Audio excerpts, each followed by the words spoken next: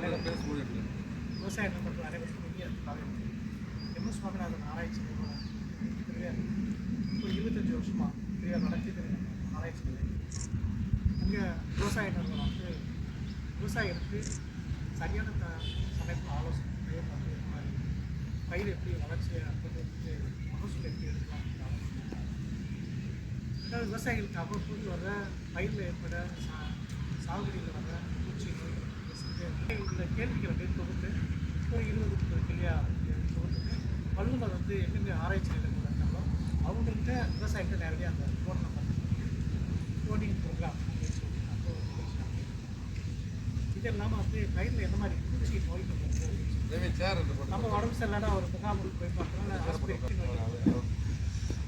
பயிர் மருத்துவம் பிளான்ட் கிளினிக்னு சொல்லிட்டு அதில் வந்து பயிரில் எந்த மாதிரி பூச்சி இருக்குது நோய் இருக்குது அந்த லென்ஸில் பார்த்துட்டு அந்த லென்ஸ் நம்மளுக்கு ஒரு லென்ஸ் இருக்குது அது 600 கணக்கு அந்த இலையில வச்சு ஒரு புதுசாக ஒரு ப்ராடக்ட் வந்து ஒரு நம்ம ஏரியா பிளான்ட்லாம் வந்துட்டு இப்போ 7 பிளான்ட் வந்து தஞ்சாவூர் திருவாரூர் ரெண்டாவது அது என்ன அப்படின்னா வந்து எடுக்கலாம் அப்படின்னு சொல்லுவோம். இதை பற்றி இன்னும் ஒரு மார்க்கெட் மார்கசன்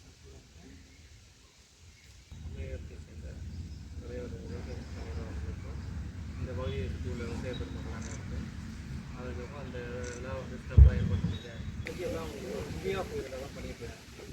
இதில் பார்த்தீங்கன்னா வந்து திடீர்னு ஒரு இடத்துல பயிரில் படிச்சுட்டு மண்ணையும் தண்ணியும் வந்து படிச்சு வந்துருக்கேன். இப்போ அதில் வந்து நான் மண்ணையும் தண்ணி வந்து படிச்சு வந்துருக்கேன். ஒரு பரிசு பண்ணிட்டுருக்கேன். கிட்டத்தட்ட பார்த்தீங்கன்னா இங்கே நம்ம அந்த மண்ணை இருந்தாலும் நம்ம வந்து ஒவ்வொரு வருஷத்துக்கும் ஒரு வாட்டியும் வந்து பார்த்திங்கன்னா மண்ணை வந்து பரிசோதனை பண்ணுவோம். ஏன்னா நம்ம உடம்புல எப்படி நம்ம ஹெல்த் எப்படி செக் பண்ணுறோமோ அதே போல் மண்ணில் பார்த்திங்கன்னா பல விதமான சத்துக்கள் குறைவாகவும் இருக்குது. இப்போ பார்த்திங்கன்னா நம்மளுக்கு இயற்கையிலே அப்படி பார்த்திங்கன்னா நம்ம இனமே சத்துக்கள் பார்த்திங்கன்னா கார்பன், ஹைட்ரஜன், ஆக்சிஜன் அப்படின்னு சொல்லுவாங்க. இதுக்கப்புறம் பார்த்திங்கன்னா முதல் நிலை பேரோட சத்துன்னு சொல்லுவாங்க. அதுதான் உங்களுக்கு எதுவும் தெரியும். தலை, மணி, சாம்பல் சத்து, நைட்ரஜன், பாஸ்பரஸ், பொட்டாசியம் அப்படின்னு சொல்லுவாங்க. அதுக்கு அடுத்ததாக பார்த்திங்கன்னா 2ஆம் நிலை பேரோட கால்சியம், மெக்னீசியம், சல்ஃபர் அப்படின்னு சொல்லுவாங்க. சத்து இது அதிகமாக இதோட இல்லாமல் இருக்கக்கூடாது. Zinc, manganese, iron, copper, boron, molybdenum, chlorine இந்த போல் இது போல் இந்த 16 இன்றியமையாத சத்துக்கள் வந்து நம்மளுக்கு அந்த மண்ணில் அதுக்குரிய அளவில் இருக்கா இல்லையா அப்படிங்கிறத தெரிஞ்சுக்கிறதுக்கு தான் நம்ம வந்து இந்த மண்ணை வந்து பரிசோதனை பண்ணுறோம். பட் அதுக்கு மேலே அதிகமாக போயிடுச்சுன்னா கலர் மண் சொல்லுவாங்க. இதுக்கு அது அப்போல்லாம் பார்த்தீங்கன்னா அந்த இடத்துல வயலெல்லாம் உழவு விட்டு போகிறதுன்னா அளவுக்கு வந்து பொதுன்னு போகும். பார்த்தீங்கன்னா அது வந்து கலர் மண்ணாக இருக்கும். நம்ம ஏர் ஓட்டுறப்போ அந்த காலத்தில் மாட்டு வண்டியெல்லாம் ஓட்டுறப்போ பார்த்தீங்கன்னா மாடுகள்லாம் குழப்பல மண்ணாக இருக்கும். காரணம் அந்த கலர் மண் சோடியம் அதிகமாக இருக்கும். ஸோ அதுமாரி மண்ணாக இருந்துச்சுன்னா நம்ம என்ன செய்வோம், சிப்பத்தை போட்டு மறுபடியும் நார்மல் நிலைக்கு கொண்டு வரலாம். அதே போல் அசிட்டிக் அப்படின்னு சொல்லுவாங்க. அதாவது உங்களுக்கு வந்து அமில மண் பெரும்பாலும் நம்ம பகுதியில் இங்கே கிடையாது. ஆனால் வல்லம் அப்படிங்கிற நம்ம வல்லம்னா அந்த பிஹெச் வந்து 5.8 வெள்ளம் ஆளக்கூடிய எல்லாம். ஸோ அந்தமாரி இருந்துச்சுன்னா நம்ம என்ன செய்யணும், சுண்ணாம்பு நீர்த்த சுண்ணாம்பு நம்ம இது பண்ணோம் பார்த்தீங்கன்னா அதை போட்டு மறுபடியும் நார்மல் கண்டிஷன் இது பண்ணுறோம். இதெல்லாம் வந்து நம்ம டெஸ்ட் பண்ணாலும் தெரியும். அதே போல் உப்பு மண் அப்படின்னு பார்த்தீங்கன்னா பெரும்பாலும் மண் நம்ம தண்ணி பாய்ச்சறப்பங்கிறப்ப பார்த்தீங்கன்னா வெள்ளையாக பூத்த மாதிரி தெரியும். நீங்கள் பயிரை நட்டி நின்றீங்களான்னு பார்த்தீங்கன்னா அப்படியே கருந்த மாதிரி இருக்கும். இடத்துல பார்த்தீங்கன்னா கிட்ட உட்காந்த மாதிரி இருக்கும். இதெல்லாம் பார்த்தீங்கன்னா அந்த உப்பு மண்ணோட நேரம். ஸோ அப்போ அதையும் நம்ம வந்து பரிசோதனை பண்ணோம். உப்பு மண்ணோட அளவு வந்து பண்ணோம்னா 1க்குள்ளே இருக்கணும்னு சொல்லுவாங்க. அந்த டெசிமீட்டர் அப்படிங்கிற ஒரு அளவில் 1க்குள்ளே இருக்கணும். அதுக்கு மேலே போச்சுன்னா நம்மளுக்கு 2-3 மேலே போச்சுன்னா உப்பு மண் நம்ம எந்த வெரைட்டி போட்டாலும் எடுக்காது.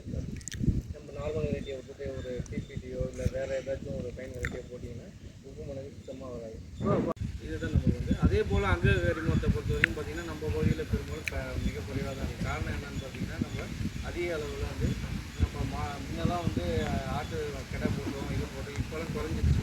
ஸோ அதுவே மிகப்பெரிய ஒரு காரணம். நம்ம நிறைய அதிக அளவில் உணவுகளை அடிச்சிருக்கோம். ஆட்டுக்கடை, மாட்டுக்கடை அந்தமாரி போகணும். அதே போல் அந்த கணப்பு தக்க புல் இதெல்லாம் வந்து வருஷம் எல்லாத்தையும் நம்ம போட்டு மடக்கி விழுதாத அந்த அங்ககரிகம் வந்து மண்ணில் வந்து அதிக அளவில் இன்னொன்று நம்ம அதிக அளவில் இப்போ கலைக்குள்ளேயே நம்ம பயன்படுத்திக்கலாம். அதெல்லாம் வீசுவோம். இதுமாரி பண்ணுறப்போ தான் அந்த மண்ணோட வளம் வந்து கொஞ்சம் அதிகமாகும். இதை மண்ணை பொறுத்த வரைக்கும் நம்ம வந்து நம்ம இது பண்ணணும். அதுக்கு அடுத்ததாக பார்த்திங்கன்னா நீர் மண்ணை போலவே வந்து நம்ம தண்ணியும் ஓரளவுக்கு தேவை. இதே நம்ம சைடு அதே ஊருக்கு சைடோ நம்ம பகுதியிலே ஒரு சில பகுதியெலாம் உள்ள அப்படின்னு அங்கெல்லாம் போயிட்டிங்கன்னா பார்த்தீங்கன்னா தண்ணி வந்து உப்பாகும். காய்ச்சினீங்கன்னா காய்ச்சிற இதுலேயே கொஞ்சம் நாளே கொஞ்சம் மணல் அப்படியே கழுவி போடும். காரணம் வந்து உப்பு தண்ணி. ஸோ அந்தமாரி இருக்கிறப்ப நம்ம தண்ணியும் டெஸ்ட் பண்ணிக்கிட்டு அந்தமாரி இருந்துச்சுன்னா நம்ம ஏற்கனவே சொன்ன மாதிரி அந்த உப்பு அந்த பயிரணும். அதே போல் வாய்க்கால் தண்ணி இந்த தண்ணியை வந்து கலந்து விடுறப்ப அந்த பிரச்சனையிலேருந்து நம்ம வந்து விடுவோம். ஸோ அதனால் இந்த வகைக்கு நடவுக்கு ரெடி பண்ண போகிறோம். அந்த இடைப்பட்ட காலத்தில் தான் மண் மாதிரி பண்ணி எடுக்கணும். நிலத்தை நல்லா உழுதுட்டு நம்ம மேலே உள்ள அந்த தூசி இதெல்லாம் வந்து நீக்கிட்டு மண்வெட்டியால் டி ஷேப்பில் அந்த மாதிரி வெட்டிட்டு மாதிரி ஆகிற செலவும் 1-2 காவலும் ஒன்று. ஸோ அதனால் குறைஞ்சபட்சம் ஒரு 50 மணி இருந்தால் இப்போ ஏற்கனவே நம்ம வந்து ஒரு சாம்பிள் ஆடுதுறையில் என்ன இதுவோ அப்படிதான் கூடுமானது ஒரு 500 விவசாயிகள் ஒன்றா இருந்தாங்க. எந்த அரசும் இதுவரை அதை செயல்படுத்தலை. இருந்தாலும் அந்த மண் வளத்தை வந்து நம்ம பாதுகாக்கணும்னு சொன்னார். நம்ம எப்படி மனிதனுக்கு சுகரு உப்பு இப்படிலாம் இருக்கிற மாதிரி மண்ணோட தன்மை வந்து நல்லா இருந்தால் நல்ல மண் நம்ம சொல்லுவோம் சேத்துக்கும் நாற்றுக்கும் நல்லா இருக்கும்போது அப்படி நல்லா இருந்தால் தான் அந்த நடவு நல்லா வரும், பயிர் நல்லா வரும். அப்போ மண் வளம் சரியாக இருக்கணுங்கிறத சார் சொன்னாங்க. அந்த மண் வளத்தை பரிசோதனை பண்ணுங்கிறதையும் சொன்னாங்க. அந்த பரிசோதனை பண்ணுங்கிறத வந்து நீங்கள் அந்த ரிசல்ட்டுன்னு சொல்கிற அந்த முடிவுகளை வந்து சரியான முடிவுகளை அந்த நேரத்தோடு கொடுங்க. நிறைய வேளாண் துறையில் நாங்கள் மண் பரிசோதனை எடுத்துகிட்டு போய் மொபைல் வண்டிலாம் வந்துச்சு, மண் தான் போணுச்சு, எங்களுக்கான ரிசல்ட் வரலை. அதை வந்து நீங்கள் சரி பண்ணாத எங்களுக்கு முதல்ல இப்போ பிளட் டெஸ்ட் கொடுக்குறோம். ரிசல்ட் அந்த முடிவுகளை சொன்னால் தான் நாங்கள் அடுத்த அந்த வேற ஒரு மண்ணை நாங்கள் ப்ரிப்பேர் பண்ண முடியாது. இருக்கிற மண்ணிலேயே தான் நம்ம வந்து சாகுபடி பண்ணி ஆகணும். அந்த இப்போ இருக்கிற நிலம் தான் திரும்ப நிலமெல்லாம் வாங்க முடியல. நிலமெல்லாம் திரும்ப உங்களுக்கு தெரியும் நிறைய பகுதிகளில் வந்து கட்டடங்களாக மாறிட்டு இருக்கு. அப்போ இருக்கிற நம்ம வேளாண் நிலங்களை நம்ம மண்ணையும் பாதுகாக்கணும், நிலத்தையும் மீட்கணுங்கிற நிலையில் அந்த மண் பரிசோதனை முடிவுகளை நீங்கள் விரைந்து அதை சொல்லணுங்கிற கோரிக்கை வைக்கிறேன். இந்த காடு அப்படின்னு சொன்ன மாதிரி இந்த இளைய தலைமுறை வந்து ஒரு காலத்தில் வந்து நம்மளுடைய இவங்க மாதிரி என்கிட்ட வந்த மாணவர்கள்லாம் இன்றைக்கி எனக்கு வேளாண் துறை அதிகாரிகள் ஏடியாக இருக்காங்க, ஜேடியாக இருக்காங்க, வேளாண் இணை இயக்குனராக இருக்காங்க. அவங்களாம் இந்த மாதிரி மாணவர்கள்லாம் நான் சந்திச்சிருந்தேன். நம்ம 40 வருஷத்துக்கு மேலே 40 நம்ம விவசாயிகள் பண்ணுறதுக்கு நம்ம முருங்கனே தஞ்சாவூர் திருவாரூர் திருச்சி விவசாயிகள் வந்து அந்த மண்ணில் நிற்கும் போது அவர்கள் படுகிற சிரமங்கள் உங்களுக்கு உணரணும். அப்போ அதை தெரிஞ்சுக்கிட்டா எங்களுக்கு நீங்கள் வந்து ஒரு சொல்யூஷன், ஒரு தீர்வை கொடுக்க முடியும். விவசாயிகள் என்ன எதிர்பார்க்குறான், அவன் அந்த தொழிலை விட்டு போகாமல் இருக்கான். நிறைய பேர் கொரோனா வந்துச்சு, எல்லா துறையும் லாக்டவுன் போட்டாங்கல்ல, எல்லாத்தையும் லாக்டவுன் பண்ணிட்டாங்க. அப்போ வந்து விவசாயிகள் லாக்டவுன் தெரியுமா? எல்லா துறையும் எல்லாம் லாக்டவுன், வீட்டில் இருந்தே சம்பாதிக்கலாம், யாருக்கு வேலைக்கு வர வேண்டாம், எல்லாத்தையும் கூட்டியாச்சு, எங்கேயும் போனால் பஸ்ஸு கூடாது, எல்லாம் பண்ணியாச்சு. விவசாயிகள் நாங்கள் தூங்கணுமா? நாங்கள் வேலை செய்யாமல் வீட்டில் வந்து லாக்டவுன் பவுடர் போட்டு படுத்தோமா? அவனா அன்னைக்கும் விவசாயி மாஸ்கே அணியாதனாலாம், மாஸ்கே அணியல கொரோனா நேரத்தில். ஏன்னா வயலில் இருக்கிறதுக்கு மாஸ்க்கு, நான் இதில் தேக்கிற விவசாயம் பண்ணுறேன். அதனால் வந்து விவசாயிக்கு வந்து அதாவது லீவ் கிடையாது, விவசாயி ஸ்ட்ரைக் பண்ண முடியாது. ஏன்னா மறியல் போனவங்களை இதுக்காக இருக்காங்க, விவசாயி ஸ்ட்ரைக் பண்ணுறதில்ல. அந்த வேலையை நிறுத்தாமல் செய்கிறதுனால எல்லாருக்கும் ஒரு வாழை இலையில் இருக்கிற அத்தனை உணவு பதார்த்தங்களும் நான்வெஜ்ஜாக இருந்தாலும் சிக்கன் மட்டன் எல்லாமே நாங்கள் தயார் பண்ணுறது தான். நான்வெஜ்ஜாக இருந்தாலும் வாழை இலையிலேருந்து நீங்கள் போடுகிற வெற்றிலை வரைக்கும் நாங்கள் தான் கொடுக்குறோம்.